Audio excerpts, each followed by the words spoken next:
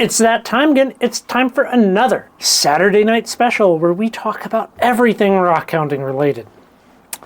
For those of you who stay tuned with what I'm doing here on YouTube, you have probably seen this post over on the community tab of the channel. For everybody else, we are talking about this right here. Now this is the mineralogical record, volume 5, number 3, and it has the mineral heritage stamps on it. Now this thing is framed because I also have the hello there. You see yourself. The mineral heritage stamps. These were given to me by my friend Thomas, and I decided to frame them together. Now, let's see. I'll put it right there. That. So these are very interesting, and I thought it'd make a nice kind of wall hanger. I mean, we have amethyst. Let's go do this. Amethyst, petrified wood, rhodochrosite, tourmaline, and I would like to talk a little bit about how these things came to be, because it's actually a pretty interesting story. So, these stamps, they were issued back in 1974, but Lillian Turner, who was like, she was a rockhound, essentially, and I'm putting this together, there's not a lot of information on her, but back in 1961, she fell in love with rocks and minerals. 3 years later, she was at the National Gem and Mineral Show here in Washington, I believe Washington State, not Washington, D.C., and she was like, why don't we have mineral stamps? And she embarked upon a mission to get these stamps produced, which took her 10 years of her life of meeting with politicians, campaigning, going to Capitol Hill. She spent a decade of her life to get these things produced in 1974.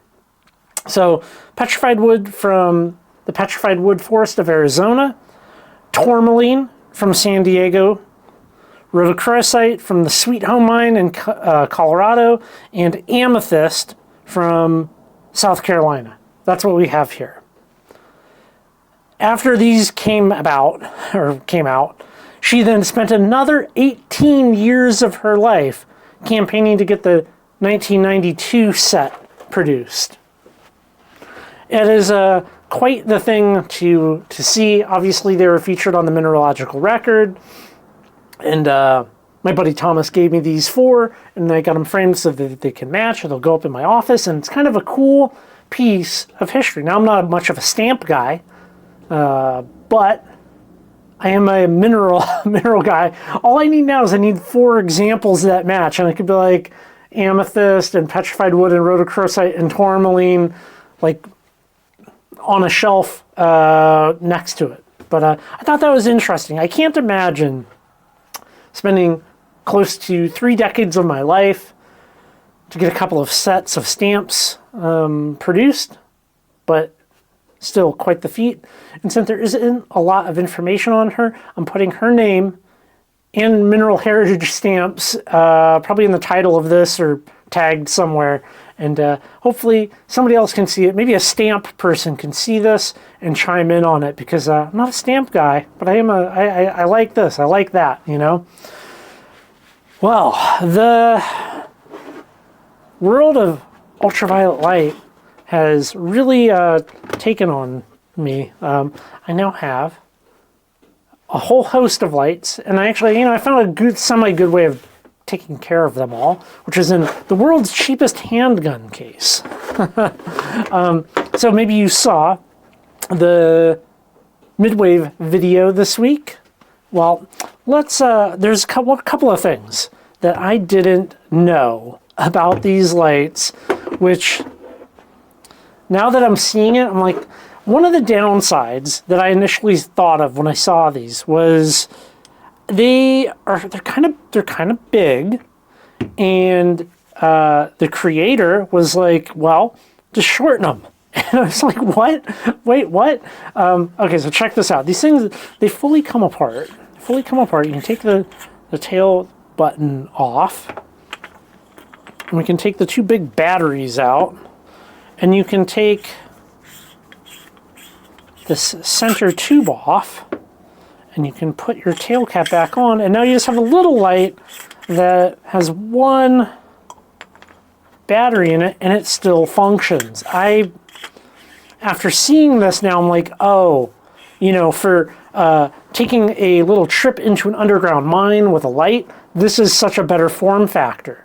You know, if you're viewing UV stuff like at your house, yeah, the bigger form factor, that's great. More burn time. You know, these are big, relatively big batteries, I think. I'm not like, I have other lights, and not many of them have the 26650 batteries.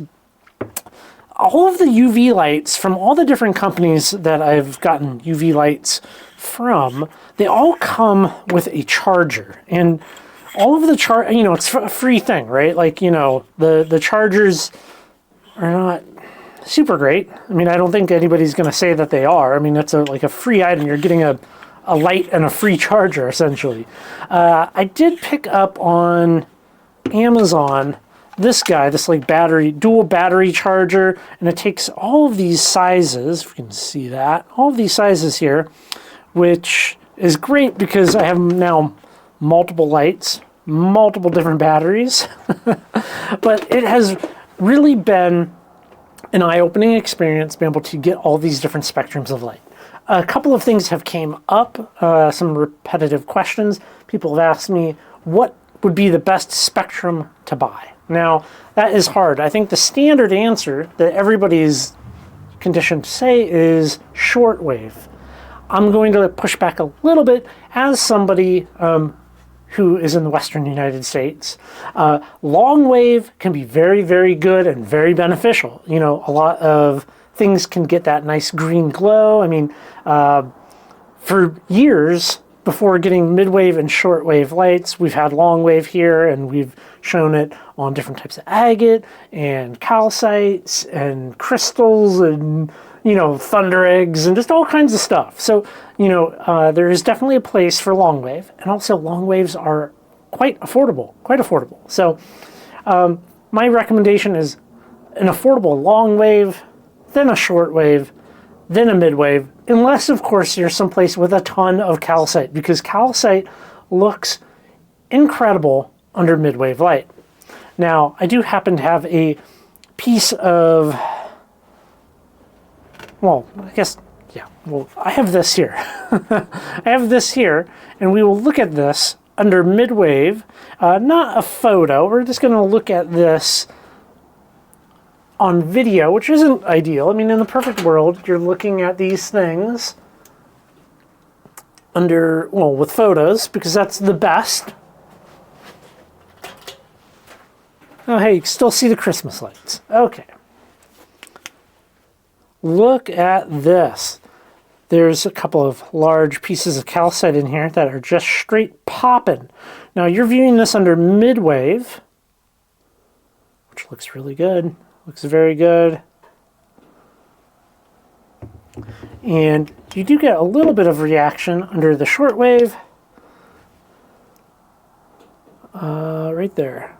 Not much, not much. It's not that bright, bright pink popping calcite crystal. The other thing that has came up, which I'm sure maybe somebody more knowledgeable in the world of fluorescence and UV lights, I would like to see some kind of standard that is an easily grasped way of conveying the amount of throw for flashlights and for display lights, which I still don't have a display light, like a one that can fill kind of a 36-inch long by 20 by 20 kind of rectangular case. Some way of being like, this is the appropriate light for what you want to do. I've not seen anybody convey that in a way that at least I think is good, but maybe that'll happen. Maybe that'll happen as more people buy these and more people ask questions. I think that would be quite interesting to see.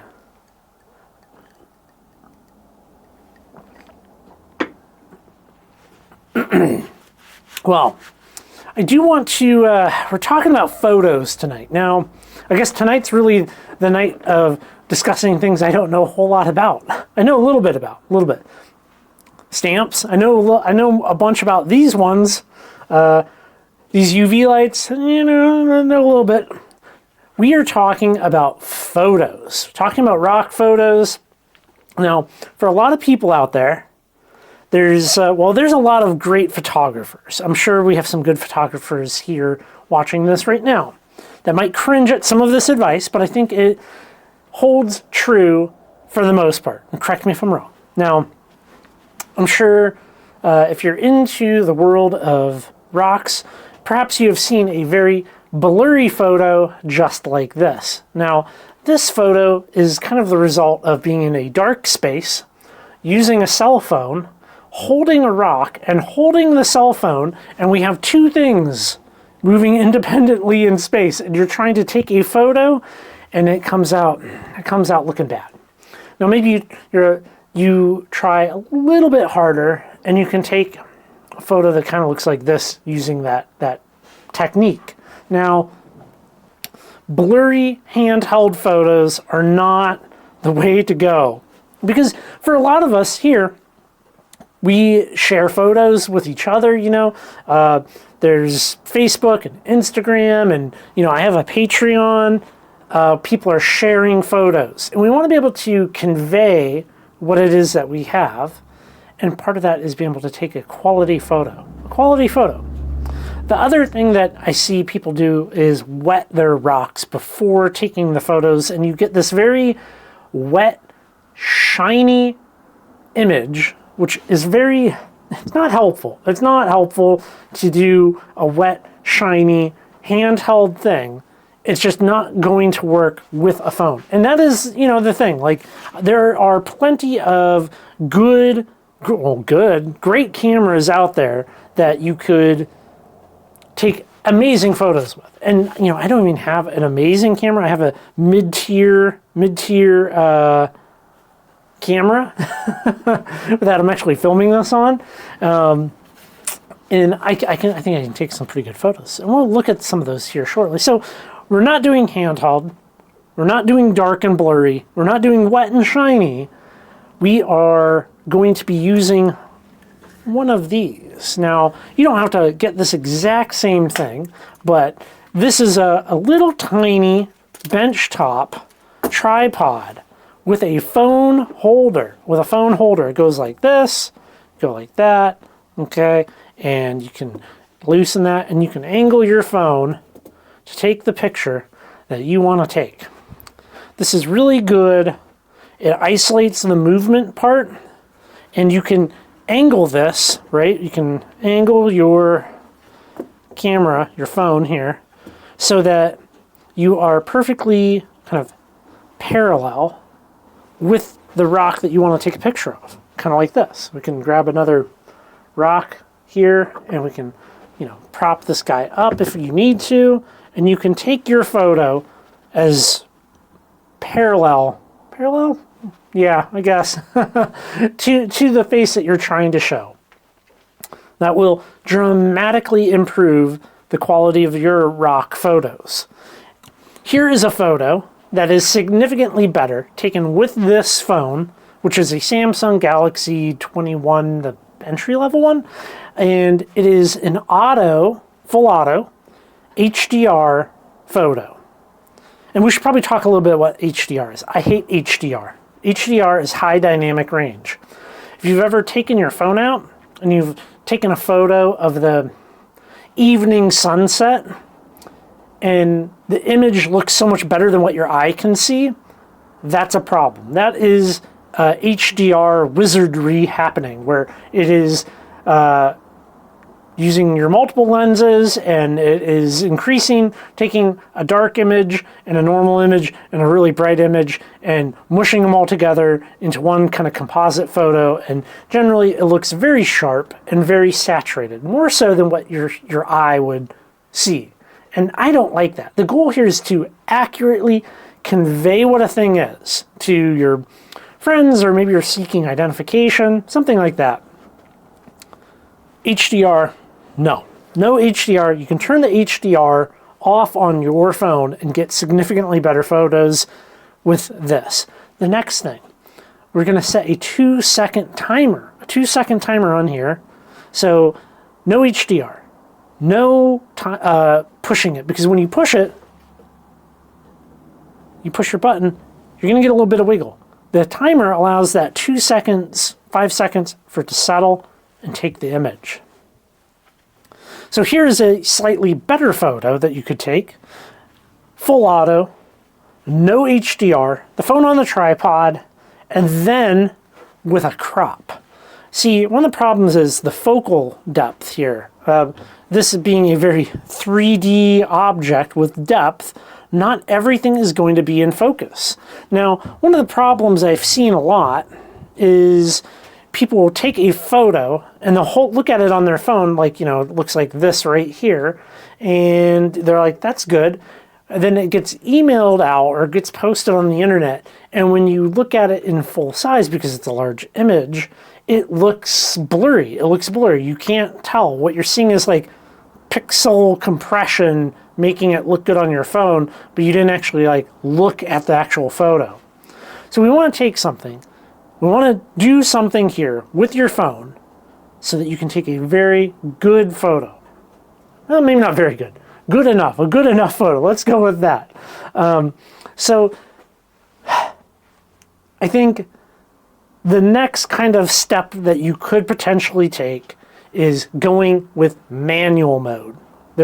My phone has a pro mode. I'm sure a lot of, if you have an iPhone or a Galaxy phone, you have a pro mode. You can also get apps that put it into pro mode, which, you know, has a little bit more of a learning curve, but I think simply the tripod, auto, backing up, taking your image and cropping in is some solid advice. The next solid advice I can give you, go darker.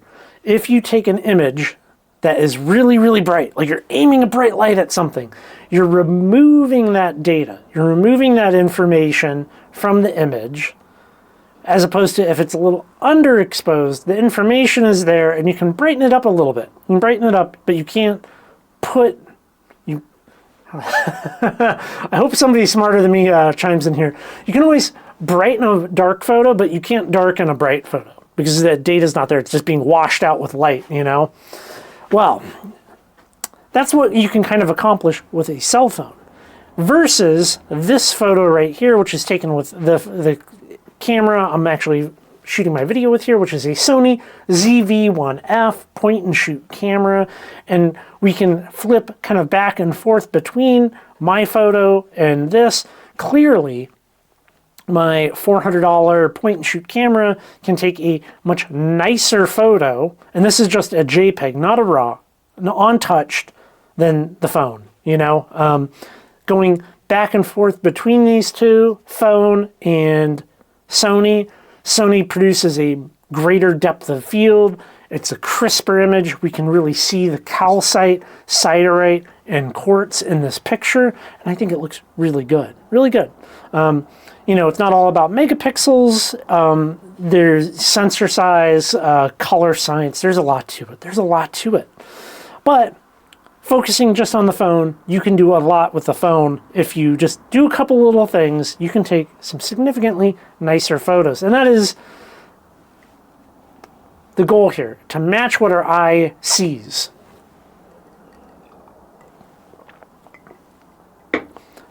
The other kind of big thing that I see people doing, I mean, we'll look at this one right here. We'll look at this. Okay, this is a thunder egg from the Dugway Beds out there in beautiful Utah, dug by me and Sarah, and I like it. It's a nice thunder egg. Got some nice blue coloring in it, and we're going to talk about the color and saturation. See, one of the problems is that I see a lot on Instagram, for sale ads, all over the place. People will take an image like this one right here, that might be a little on the dark side. It's a little dark, and, you know, but I feel like it pretty much represents what this looks like in real life. But if you post that online, you're going to get people being like, that's really cool. However, if you do a terrible Photoshop job like this here, and you really max out that saturation, you're going to get a lot of people thinking this is how the rock actually looks in real life. Here's how it really looks, and here's the bad saturation job. Now, some of the worst offenders of this, or the some of the worst offenders I see are actually here on YouTube. So there's a large number of Rockhound creators that really ramp up the saturation on their images, on their thumbnails, and I feel like it's quite deceptive. You can simply take a screen grab out of one of their videos, and you will see, well, there's a big discrepancy, right? I'm not saying you can't touch up a photo here and there, you can't brighten something up a little, but when you go from a dark, realistic photo to ultra-saturated photo, it seems a little deceptive. And then especially when you use it in your thumbnail and you use it for your clickbaity thumbnail, you end up with something like this. I'm rich. Well, maybe I'm not rich off of my one Thunder Egg, but you guys get the picture.